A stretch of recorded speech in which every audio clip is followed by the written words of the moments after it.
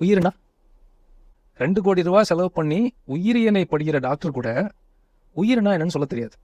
அதுக்கு ஒரு டெஃபினிஷன் சொல்ல தெரியும். டெஃபினேஷன் சொல்ல தெரியாது. நீங்கள் வேணால் கூகுளில் போட்டு பாருங்க, அதில் போட்டிருக்கு.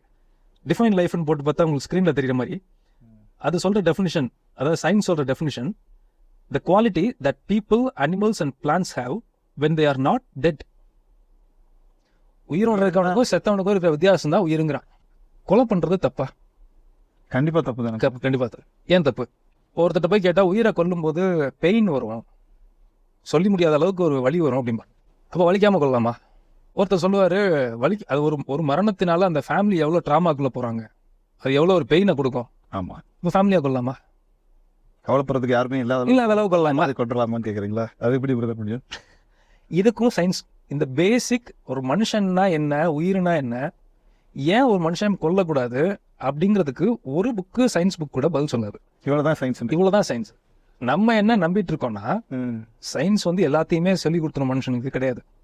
எல்லாத்துக்கும் பதில் சொல்ற ஒரே புக்கு பார்த்தீங்கன்னா ஆண்டவருடைய வேதாகமம். நிச்சயமா. ஏன் கொலை பண்ணக்கூடாதுன்னா, ஏன் ஆட்டை கொல்லலாம் மனுஷனை கொல்லக்கூடாது அப்படிங்கிற ரீசன்னா, we are in the image of God. கடவுளுடைய சாயல்லையும் அவரோட ரூபத்திலையும் படைக்கப்பட்டதுனால ஒரு மனுஷன் இன்னொரு மனுஷனோட கொலை பண்ணக்கூடாது. இதை சொல்லி கொடுக்கறதுக்கு வேதாகமத்தால் தான் முடியுமே ஒழிய ஒரு சயின்ஸ் புக்கால முடியாது.